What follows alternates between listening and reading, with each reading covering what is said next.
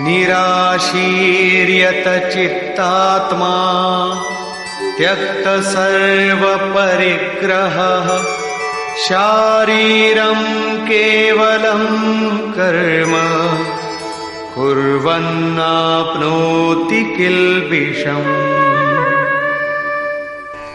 जिसने अंतःकरण और शरीर को जीत लिया है, भोगों की संपूर्ण सामग्री जिसने त्याग दी है, ऐसे आशा रहित पुरुष का शरीर केवल कर्म करता दिखाई भर पड़ता है। वस्तुतः वो करता धरता कुछ नहीं, इसलिए पाप को प्राप्त नहीं होता। वो पूर्णत्व को प्राप्त है, इसलिए आवागमन को प्राप्त नहीं होता।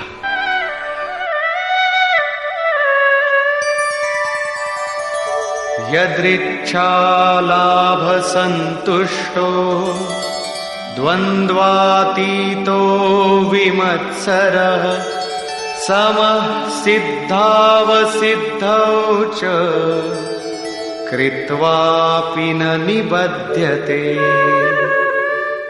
अपने आप जो कुछ भी प्राप्त हो उसी में संतुष्ट रहने वाला, सुख दुख, राग द्वेष और हर्ष शोकादि द्वंद्वों से परे, विमत्सरः ईर्ष्या रहित तथा सिद्धि और असिद्धि में समभाव वाला पुरुष कर्मों को करके भी नहीं बंधता। सिद्धि अर्थात जिसे पाना था वो अब भिन्न नहीं है और वो कभी विलग भी नहीं होगा, इसलिए असिद्धि का भी भय नहीं है।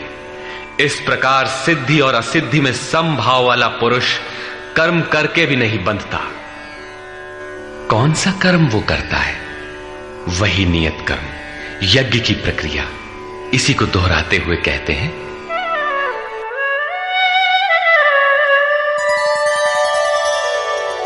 गत संगस्य मुक्तस्य ज्ञानावस्थित चेतसः यज्ञायाचरतः कर्म समग्रं प्रविलीयते। अर्जुन, यज्ञायाचरतः कर्म, यज्ञ का आचरण ही कर्म है और साक्षात्कार का नाम ही ज्ञान है। इस यज्ञ का आचरण करके साक्षात्कार के साथ ज्ञान में स्थित संग दोष और आसक्ति से रहित मुक्त पुरुष के संपूर्ण कर्म भली प्रकार विलीन हो जाते हैं। वे कर्म कोई परिणाम उत्पन्न नहीं कर पाते, क्योंकि कर्मों का फल परमात्मा उनसे भिन्न नहीं रह गया। अब फल में कौन सा फल लगेगा? इसलिए उन मुक्त पुरुषों को अपने लिए कर्म करने की आवश्यकता समाप्त हो जाती है।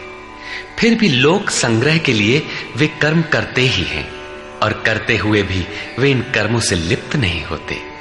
जब करते हैं तो लिप्त क्यों नहीं होते? इस पर कहते हैं, ब्रह्मार्पणं ब्रह्म हविः ब्रह्माग्नौ ब्रह्मणाहुतं ब्रह्मैव तेन गन्तव्यं ब्रह्म कर्म समाधिना। ऐसे मुक्त पुरुष का समर्पण ब्रह्म है, हवि ब्रह्म है, अग्नि भी ब्रह्म ही है। अर्थात ब्रह्म रूप अग्नि में ब्रह्म रूपी कर्ता द्वारा जो हवन किया जाता है वो भी ब्रह्म है। ब्रह्म कर्म समाधिना, जिसके कर्म ब्रह्म का स्पर्श करके समाधिस्थ हो चुके हैं, उसमें विलय हो चुके हैं, ऐसे महापुरुष के लिए जो प्राप्त होने योग्य है वो भी ब्रह्म ही है। वो कर्ता धर्ता कुछ नहीं, केवल लोक संग्रह के लिए कर्म में बरतता है। ये तो प्राप्ति वाले महापुरुष के लक्षण हैं, किंतु कर्म में प्रवेश लेने वाले प्रारंभिक साधक कौन सा यज्ञ करते हैं? अब यहां उसी यज्ञ को स्पष्ट करते हैं।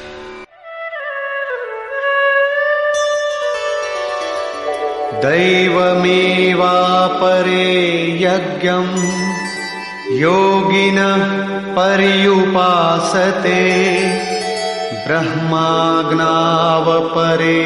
यज्ञं यज्ञेनैवोपजुह्वति। गत श्लोक में योगेश्वर श्री कृष्ण ने परमात्म स्थित महापुरुषों के यज्ञ का निरूपण किया।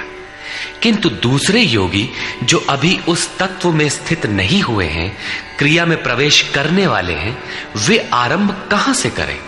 इस पर कहते हैं कि दूसरे योगी लोग दैवम यज्ञम अर्थात दैवी संपद को अपने हृदय में बलवती बनाते हैं, जिसके लिए ब्रह्मा का निर्देश था कि इस यज्ञ द्वारा तुम लोग देवताओं की उन्नति करो।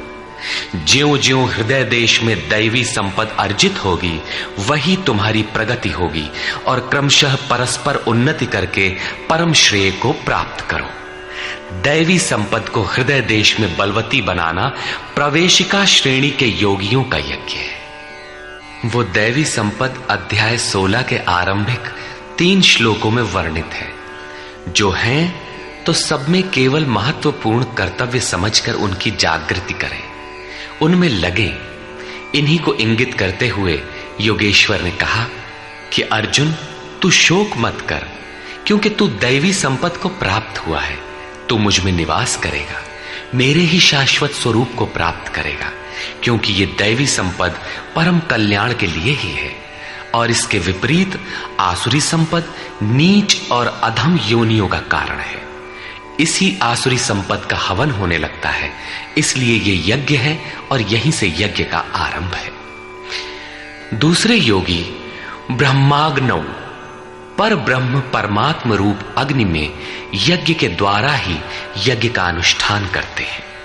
श्री कृष्ण ने आगे बताया कि इस शरीर में अधियज्ञ मैं हूं।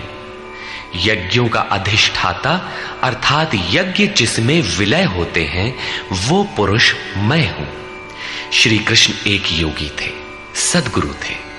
इस प्रकार दूसरे योगी जन ब्रह्म रूपी अग्नि में यज्ञ अर्थात यज्ञ स्वरूप सद्गुरु को उद्देश्य बनाकर यज्ञ का अनुष्ठान करते हैं।